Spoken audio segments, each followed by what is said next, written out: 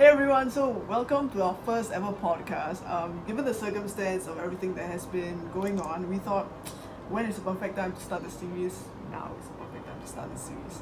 So, this series is called Don't Eat Your Feelings. Okay, so typically we'd be having food on the table as we discuss interesting topics, but given that it's the fasting month, aka Ramadan, we can't really do that, right? So, however, we still stand by what we say, don't eat your feelings. So, we are gonna lay out our feelings on the table for you. Yeah, good. Right, okay, so today we'll be talking about something that's really important, really personal to the both of us. So we thought, since Ramadan, why not we talk about our experiences as a queer person of faith, typically our experiences and some things that we find important to talk about is exactly what we're going to cover today. Yeah. Okay, so to start things off, how are you feeling, babes? I'm feeling okay. I'm just like in a lot of pain right now. Why are you in a lot of pain? I haven't worn a bra in so long, so it's just that's just what I'm from. So the circuit breaker is a painful experience, you would say. It really is. Physically, mentally, and Emotionally. Okay, so anyway, so we're gonna be discussing about you talked about what we're gonna be discussing about, Yeah. right? And so the first question is to you. Okay, we're both gonna be answering questions, but why not you start it off? Okay, I'm gonna ask you a question. So, from the get-go, have you always known that you are queer? I mean, I would say yeah, because like as a kid, like my first childhood crush was like my best friend Diana, and I never thought that it was anything. Do you want me to leave out the name or? I mean, Diana doesn't know I exist now. It's like, Okay. like it's a really sad story because after I told her Okay. that I didn't even tell her that I liked her. I told her that I loved her. How old were you again? I was in kindergarten. She just like Alright. that. She was like, yeah, nah. Alright. But I guess like So this is your Pisces sun speaking. Just anyway, okay, go ahead. but I guess like now looking back, like I could say that I've always known that I was queer, but I guess it wasn't until like I was a little bit older during like my teen years when I actually found out that being queer was a thing, that was a thing called bisexuality. And that's when I was like, oh yeah, I'm that. What about you though? Okay. What? Sorry. I said, what about you? Oh. You know, I was like, what are you? And then I'm like, okay, anyway. So like, what about me? Like, yeah, I think like I've always been queer. Like growing up, I've always been attracted to the female identifying species. Yeah, and I've always my first ever crush was Sandra Bullock. And I know that's a bit unrealistic, but I guess as a K1 or K2 student, I don't know. I just thought that was something achievable and attainable. But yeah, and then I mean, okay. Yeah, oh my god, that was such a huge diss. What do you mean? I didn't even know what you were talking about. Okay, anyway. Okay, I know. Okay, so to start things, yeah. So basically, like I've always, to answer the question is like, I've always been queer, but I've not known that I was queer. You know what I'm saying? Yeah. Like similar to what you were saying, lah. Like like you didn't know what the term was or what you were and stuff like that, right? Yeah. So okay, which brings me to my next question, right? So when do you discover that being queer was actually a thing and you were not the only one? I guess like, okay, like growing up, like my parents love watching TV shows. They're huge fans of like many musical artists, and like there were always conversations of like all these queer artists, like people like oh fuck, I forgot his name. The lead singer of like Queen. Freddie Mercury. Yeah, like my parents are like a huge fan, but they're always talking about like, oh, like he's gay, like as if it's a bad thing. And that's when I knew about the term like gay, but I didn't think it applies to like, because I identify as a woman, as like women who love other women. But it was until like maybe I was in secondary school, I was like 14, I think. There was this chick in my class who identified as a lesbian, and we had one senior who identified as a gay man, and it was like for me, I was like, yo, I'm not the only one. But because in my secondary school, like, a lot of people were like pretty homophobic, or at least my circle of friends were like pretty homophobic. A lot of people are like cisheads. I'm pretty sure there are queer people, but they're probably like in the closet like I was. Yeah. So I knew that I wasn't alone, but I knew it was a thing, and it was sadly a thing that was always so like negatively viewed.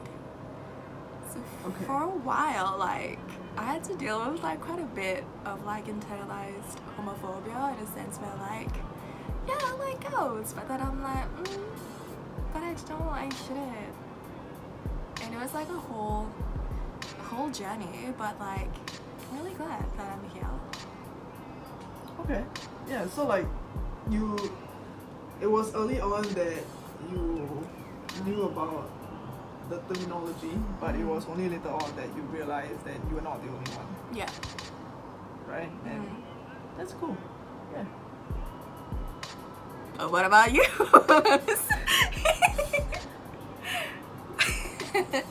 I just wanted to ask you. Okay, I'm sorry for that pause. But anyway, yeah, I think how do I put this? Like, it's because growing up, I guess like I was friends with a lot of guys, and I was friends with a lot of guys in primary school, and then I did not think about like being attracted to anyone until like I was P5, because that was when like all my friends started being attracted to one another, and yeah, it's always of the opposite gender. And then I'm like, okay, but I really find this girl hot, and I'm like, she's not a man, and like all these kids are like into boys, and I'm like, something wrong. But then I was like, okay lah, whatever lah, maybe I just don't like boys now lah, but maybe in future I might like boys. I never know. But then I actually, okay, so I sat with this for a little while longer, and then in secondary school, I grew my hair out, and then I had like curves and whatnot, so obviously all these boys were just thirsting, and then so I was forced into dating guys, I guess. Not forced, but like, you know, like because of the society and how you know, how we are, so I was forced into dating men. But then I was also talking to like all these other girls, trying to find myself, and I think like around Sec 1 and start of Sec 2, that was when I realized like, oh, okay, I'm not the only one, because these girls are reciprocating. So I'm not the only one. I'm not. So it was, but like, I mean, throughout that process, there was a lot of like rejections and shit like that. But, yeah. Okay, so both of us identify as Muslims, right? Yeah. Okay, so my next question is that have you ever felt like being queer was wrong? And have you ever been told that being queer was wrong? Yeah. So 2 questions. I don't know, I feel like as an individual, I've always believed that it's something natural. Okay. And like I knew, like I wouldn't think it was wrong, but for me it was more of like the clash between my faith and my sexuality, which made me feel like I shouldn't do this, or I shouldn't be this. So I never inherently thought that it was wrong, but I have been told multiple times that it was wrong. I mean, like I said, like my kindergarten crush Diana, like I told my aunt that I loved her, and she like had this whole spiel of how like, oh, like only girls can like boys and boys can't like girls. No, boys like girls and girls like boys. Like you can't like Right. people of like the same sex or the same gender. Right. I got Has like she ever has she ever said like, oh, it's wrong because the religion says it's wrong? yeah, I mean like that's everyone's basis, right? Like Right. even my parents say the same thing. Like oh, you know, like you have to marry a man because it's not right if you end up with a woman or someone Yeah. who I guess Yeah. to society appears as a woman. Yeah. Yeah. I mean, this is quite a heavy thing, right? Because like, I think both of us, our families, our backgrounds can be considered a pretty religious for sure. background, Yeah. right? So, as individuals, like our faith is very important. Okay, I can't speak, but No, I mean, no, like, it totally is. we've talked about this before, and like, so faith is a big, huge part of our lives. And have you ever can you like maybe talk about your experience where like, you know, like you read, or if you ever felt this way, Mhm. like you really want to not be queer because of because of how you feel, maybe like the tension between, you cannot reconcile both your faith and your sexuality. Have you ever had that experience? Honestly, not as much. And I think this is because now this was like a lot of internalized biphobia that I had to work on as well. Is that the fact that Yeah. I like both men and women.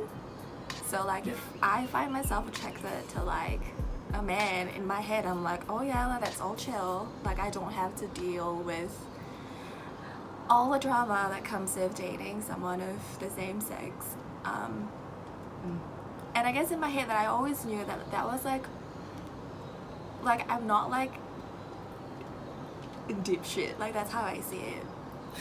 I know it's terrible to say this. Yeah. But it was a whole process of like telling myself that it's okay that I was this way because like side note, I still like men and like I obviously had dated men in the past as well. But I don't know. Yeah, I I mean, guess, like, what's your experience like though? Because it will be completely different. Honestly, yes. Okay, so that's interesting, right? Because growing up, when I was younger, I never thought that being queer was wrong. I just thought it was a very simple thought process, right? To me, like, oh, like I just love like someone. Like, I don't think love is wrong. Yeah. But as I got older, and then as like people started to, you know, shove their opinions down my throat, and then I slowly felt guilty for loving someone of the same gender, essentially being queer. And this went on a really long time because like obviously my mom is not, like her mindset and her beliefs are totally different from mine, and like because of how she was raised and how the whole background and like what she believes in the religion, blah blah blah blah blah.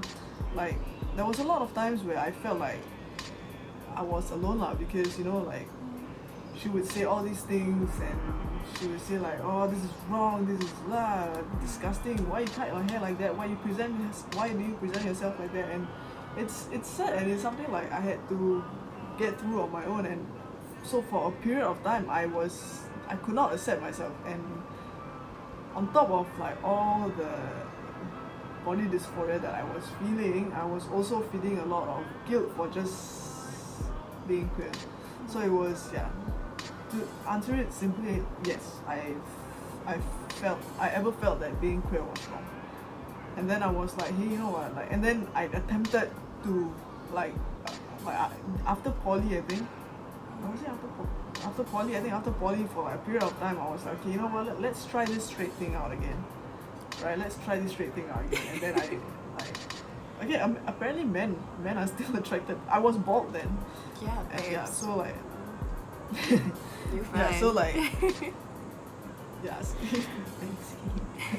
So like there were a couple of guys who talked to me, and then they tried to get to know me, and then I was like, you know what, okay, maybe this is God's way of telling me, like, you know, like, it's okay, like, this is a sign that I should start dating men again. And then I tried, you know, I really tried, but I could not. Like, I just could not at all. And then I was like, you know what? Like, whatever, I'm just gonna try it. And then I went on and searched online and to find like, like things that could comfort and help me reconcile my faith and my sexuality lah. And I mean, through a lot of research and like asking God for guidance, I found comfort with being a queer person. And yeah, and obviously, yeah, Yeah. yeah. So that's a little deep, but No, I think I'm pretty sure, not to like assume, but a lot of my queer Muslim friends as well went through an entire phase of just going through verses of the Quran, reading so many papers, just to like make ourselves feel better. I've been through that before as well. And honestly, like, I'm so shook that like there's so much queerness happening in Islam, like, but people just don't see it, people that just don't talk about it. And like I told you, like recently, like a friend of, oh my god, I'm never gonna say this because I don't want to like spark drama, but like there has been evidence to prove that like, like it's like the religion did not exactly say that you can't do this or that it's like wrong. But that's the thing about religion though. I mean, like, I'm pretty strong on my faith in a sense where like I would never ever like give up my religion, right? Yeah. But I feel like there's still wiggle room here and there to have discussions and conversations as to whether or not it's something that's okay in the aspect of religion. Yeah, I mean, that's the thing, right? Like, I think people are too quick to shove what is right and what is wrong down our throats from the get-go, which is something that religion is so much bigger than what is right and what is wrong. Yes, it helps you, it guides you through life, but that's not all that it's about. And I feel like the way we interpret things also has to depend on where we are in time, right? And given the circumstance, time is different. I mean, like, obviously, like, we're in a different time now, and we can't interpret things the way we used to interpret things, right? And also, and I feel like, okay, instead of scaring people, scaring like born Muslims, instead of scaring born Muslims, for example, like into like doing things, into saying things that, into immediately turning all these people into villains. And why not just be open-minded and have a discussion, and being gay is not the biggest sin. Or I'm not, okay, I have a personal opinion about it. I think God loves me regardless. But and if you're gonna say, even if you say, okay, being gay is a sin, it's not the biggest sin. Like, leaving the religion, technically, it's that's the biggest sin, right? Why would you push someone out of something that you love so much? You say you love so much, but like, why would you push someone out of the religion? And I don't know. And I guess for me, I always saw my faith and my practice of my religion as something that's deeply personal, and it's something that it's like a relationship that I have with God. And I feel like regardless what people say, like, I mean, like, God knows best. He can judge me accordingly. He's merciful. Whatever, it's like, we vibes, like, we're together in this thing. But yeah, I completely agree. I think the conversation around being queer, or just the queer identity in general in Islam, has to be spoken about in, I guess, a more welcoming or opening way.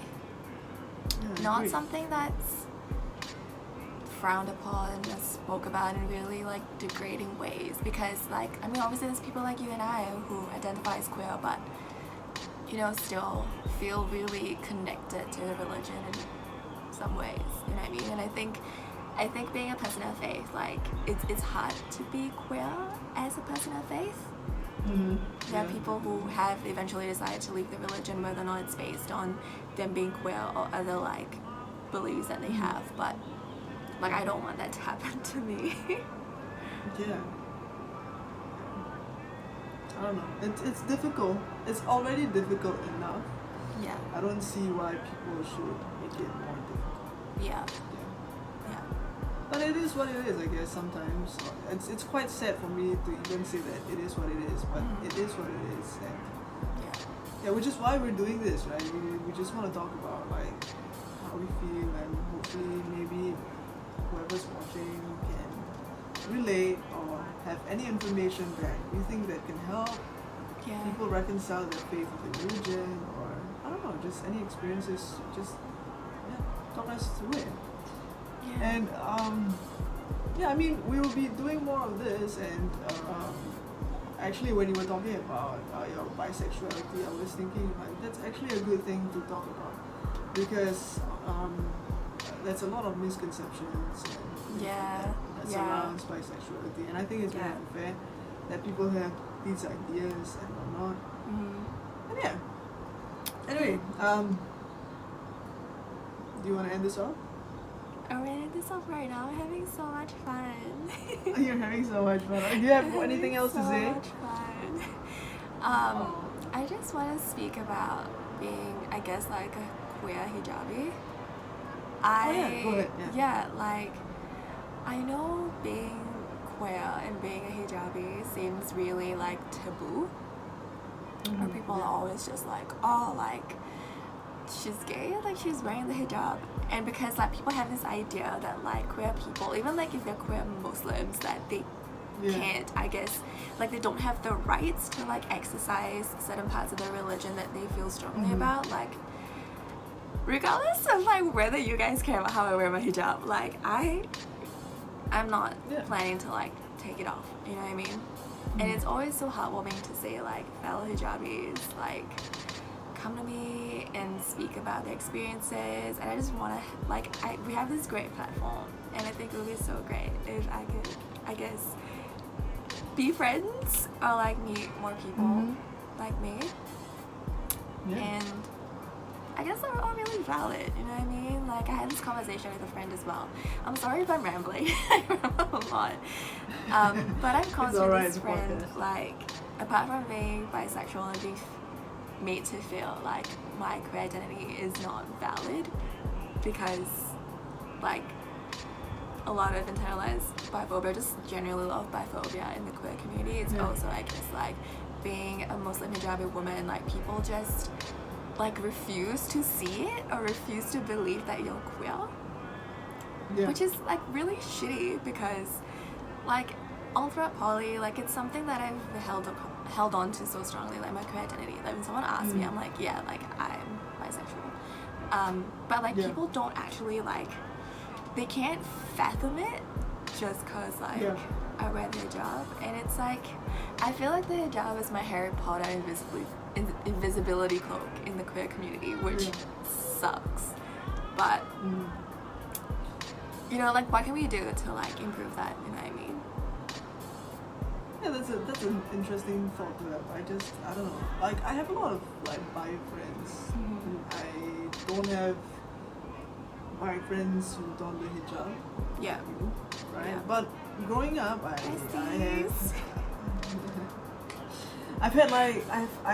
heard of, because I know people who like mostly Malaysians, like, if they're queer and if they're Malaysians, they are usually donning the hijab, and they're usually in the closet, of course. And I think just as a bisexual woman, just as a bisexual woman, it doesn't mean like you have to be a woman or a man, right? Like, just as a bisexual person, like, people often doubt your sexuality anyway, and then you on top of that you add the hijab, and then just makes it like sure not.